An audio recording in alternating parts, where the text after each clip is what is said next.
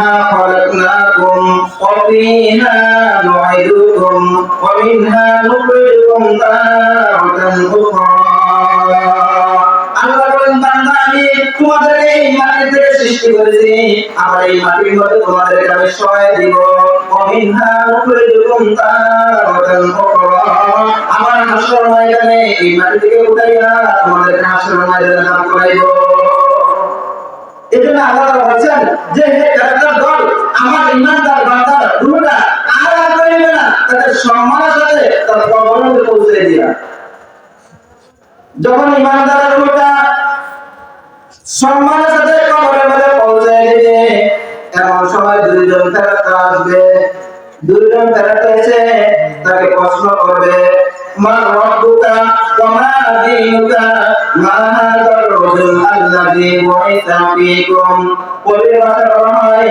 কবি বলেন मुर्दा लोगों को जब रखेंगे मट्टी की मैदान में तब आएगा तो रास्ता मुर्दा लोगों के सामने मुर्दा लोगों को जब बोलेगा दिन तुम्हारा कौन है मुर्दा मोमिन तब बोलेगा दिन मेरा इस्लाम है मुर्दा लोगों को जब बोलेगा तुम्हारा कौन है मुर्दा मोमिन तब बोलेगा मेरा अल्लाह है मुर्दा लोगों को जब बोलेगा ये शख्स कौन है मुर्दा लोगों को तब बोलेगा ये शख्स मेरा रसूल है भाई আমার ईमानदारকে যখন এক নম্বর প্রশ্ন করা হবে রব্বুকা এ আমার গোলাম তুমি বলো তোমার রবকে ईमानदार বলবে ওই কাজটার দল তোরা কোথায় থেকে আসছো তো আমরা 7 আসমানের উপরে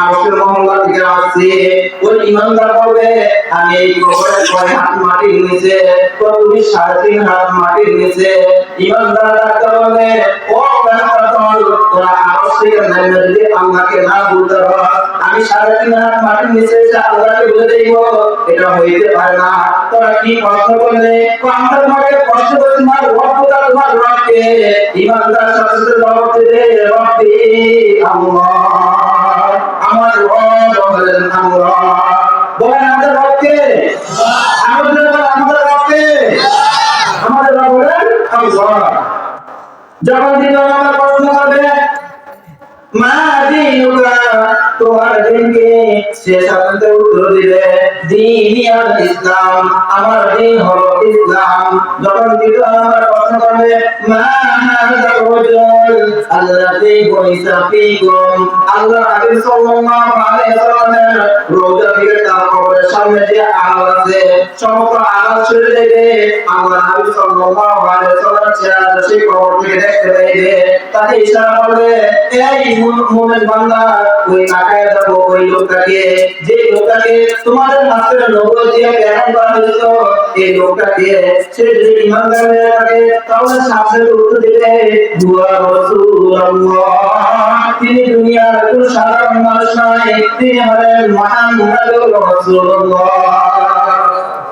ঈমানদার হলে তিনটা প্রশ্নের উত্তর দেওয়া হলো যখন তিনটা প্রশ্নের উত্তর দেওয়া আমার কথা আপনারা বুঝেন না বুঝেন মাশাআল্লাহ যখন তিনটা প্রশ্নের উত্তর দেওয়া শেষ এখন ফেরেশতাদের নিজেদের পক্ষ থেকে একটা প্রশ্ন করবে চতুর্থ নাম্বার প্রশ্ন আমরা জানি কবর প্রশ্ন কয়টা হয় তিনটা হয় কিন্তু রাসূল আমিন বলেছেন প্রশ্ন চারটা হবে কয়টা হবে চারটা হবে তিনটা আল্লাহর পক্ষ থেকে আর একটা ফেরেশতাদের পক্ষ থেকে ফেরেশতারা তার বলবে হে ঈমানদার হে আল্লাহর গোলাম এই তিনটা প্রশ্নের উত্তর তুমি কোথায় থেকে আমল করেছো তিনটা প্রশ্নের উত্তর তুমি কোথায় থেকে আমল করেছো তোমাকে কে জানায় দিয়েছে তখন ঈমানদার উত্তর দিবে ফায়াকুল কারাতু কিতাবাল্লাহ আমানতু বিহি ওয়া সাদ্দাকতু বিহি ঈমানদার দিবে ও ফেরেশতার দল দুনিয়ার মধ্যে যখন আমি ছিলাম তখন আমি দুনিয়ার মধ্যে বসে বসে কোরআন পড়ছিলাম কারাতু কিতাবাল্লাহ আমি দুনিয়ার মধ্যে বসে বসে আল্লাহর কিতাব পড়ছিলাম আমানতু বিহি আর এই কিতাবের প্রতি আমি বিশ্বাস স্থাপন করেছি ওয়া সাদ্দাকতু বিহি আর এই কিতাবের মধ্যে আল্লাহ যা বলেন সবগুলো আমার মাথায় ধরো আর না ধরো সবগুলোকে আমি বিশ্বাস করেছি। প্রশ্ন কি শুধু এখানের মধ্যে জানতে পারছো?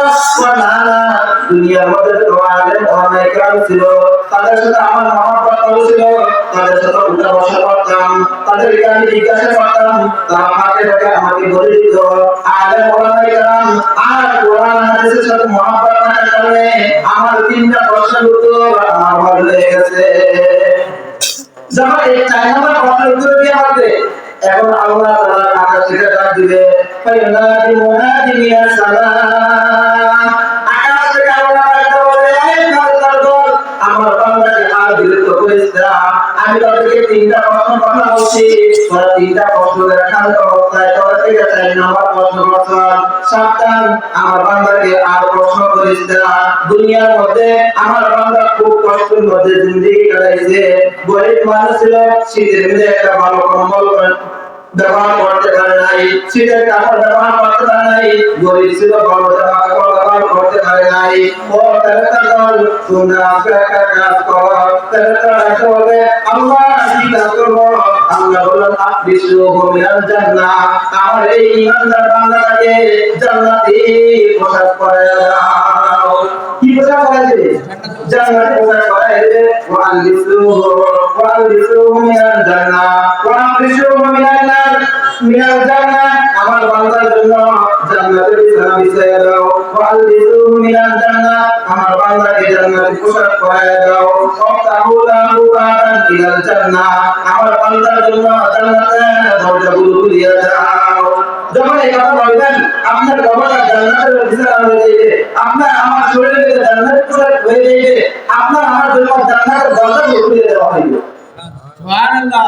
যখন আপনার আমাদের জান্নাতের দরজা খুলে দেওয়া হবে, তখন কি হবে?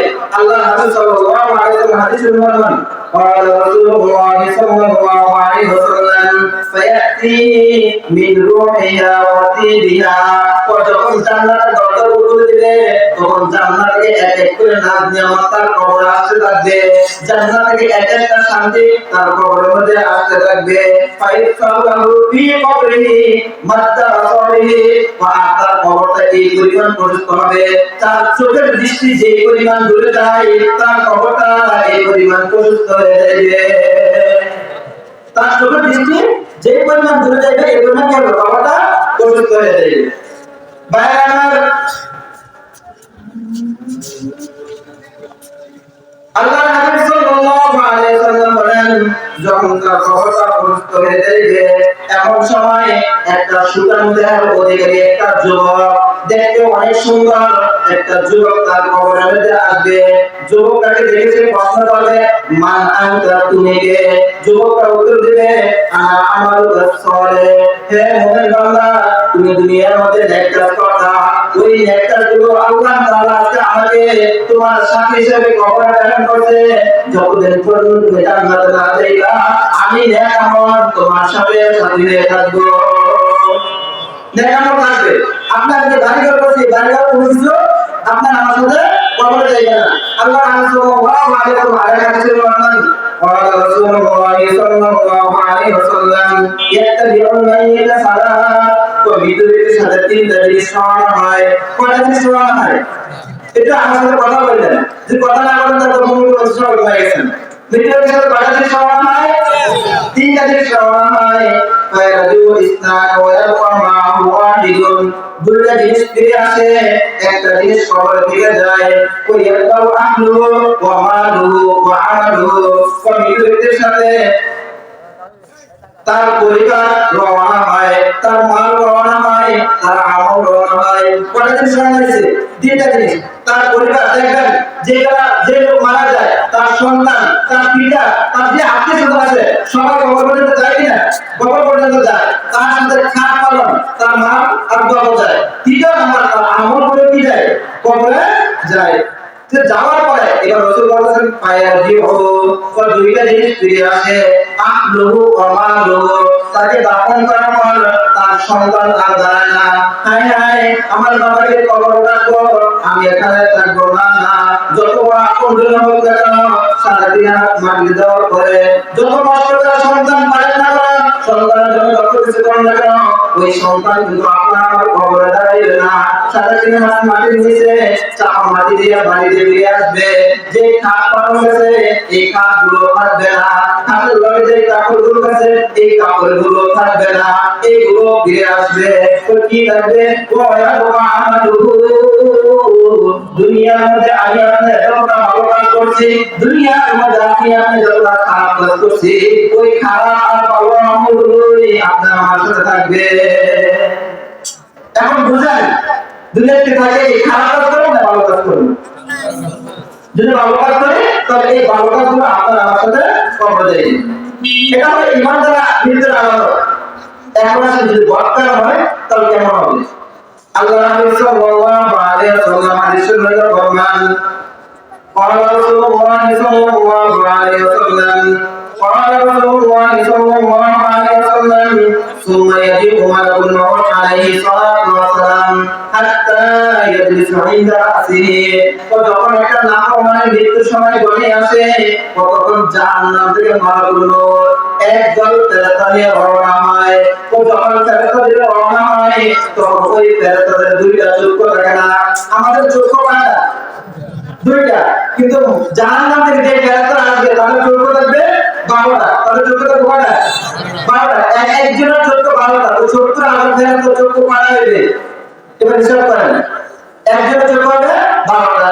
আল্লাহ নবী সাল্লাল্লাহু আলাইহি ওয়াসাল্লাম বলেন, তো এই 12টা চক্ষু দিয়ে আগুনের রূপটা বের হইবে। নাফরমান ব্যক্তি যখন মৃত্যুর শয্যায় যাইবে তার চোখের দৃষ্টি যে পরিমাণ দূরে যায় এই পরিমাণ সমস্ত ফেরেশতা অপেক্ষা করবে। আর মালাকুল মউত তার পাশে এসে বসবে, বসে একটা ডাক দিবে, ইয়া আইয়াতুহান নাফসুল খাবিস ইরজি, হে কবে আত্মা তুমি এমন রবের দিকে বেরিয়ে আসো সাফাতাম মিনাল্লাহ, যে আল্লাহ তোমার প্রতি অসন্তুষ্ট। প্রকাশ্যে একটা দিবেন, ঘোষণা করে দিবেন, তুমি এমন রবের দিকে বেরিয়ে আসো যে আল্লাহ তোমার প্রতি অসন্তুষ্ট, যে আল্লাহ তোমার প্রতি অসন্তুষ্ট। তো যখন এই কথা বলবে তখন তার রূহটা আর বাইরে হইতে চাইবে না। 360টা 365টা অঙ্গের মধ্যে জোড়ার মধ্যে দৌড়াদৌড়ি শুরু করে দিবে। মালাকুল মউত তার রূহটা ধরতে চাইবে কিন্তু ধরতে পারবে না। একবার ধরা মারবে, দুইবার ধরা মারবে, পারবে না। এক পর্যায়ে মালাকুল মউত এতটা রাগান্বিত হবে, রাগান্বিত হয়ে এমন জোরে একটা থাবা মারবে। আল্লাহ তাআলা কোরআনে বলেন, ওয়ান্নাজিআতু গরকা ওয়ান্নাশিতাতু নাশতা,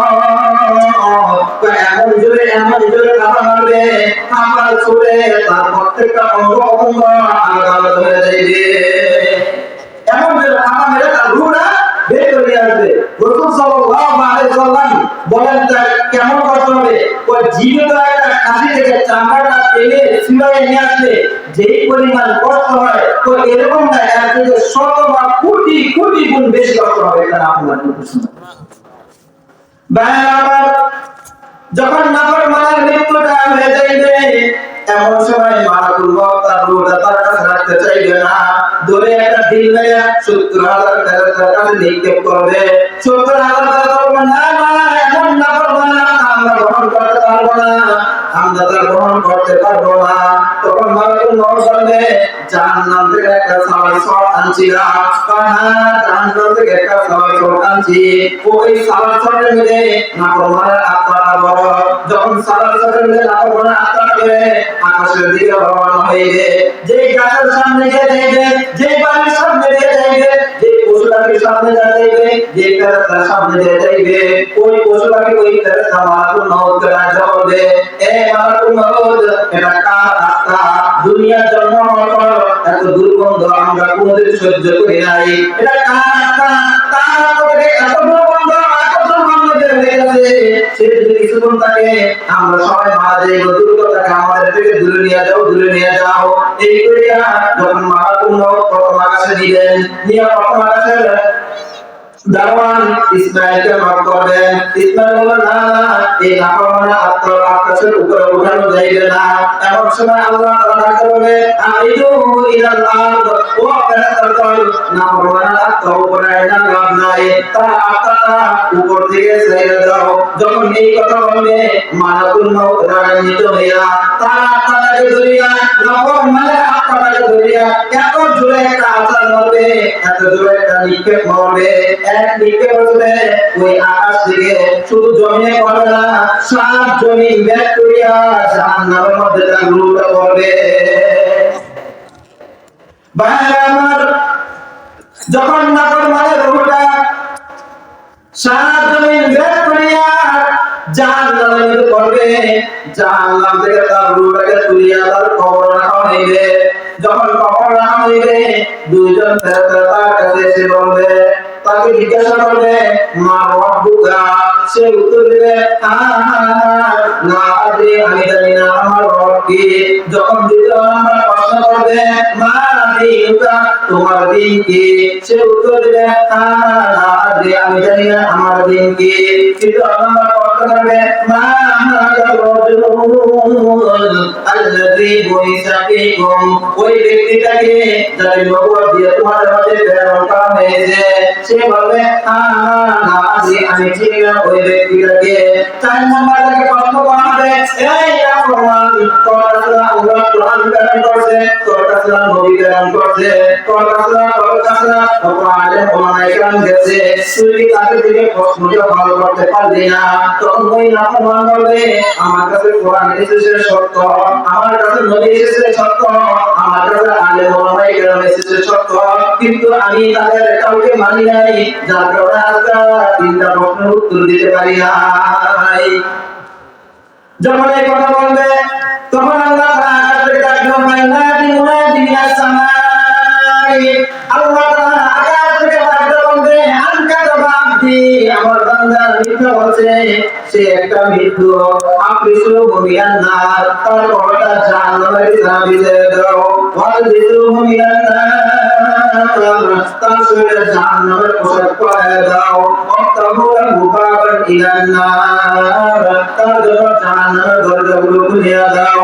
ভাইরা আমার, যখন জাহান্নামের দরজাগুলো খুলিয়া দেওয়া হবে, আল্লাহ হাবিব সাল্লাল্লাহু আলাইহি ওয়াসাল্লাম বলেন, ফায়াতি মিন কাবরিহা ওয়া সুমিহা, ও জাহান্নামের আগুনগুলো তার কবরে আসতে লাগবে, জাহান্নামের আগুনের তাপগুলো তার কবরে আসতে লাগবে।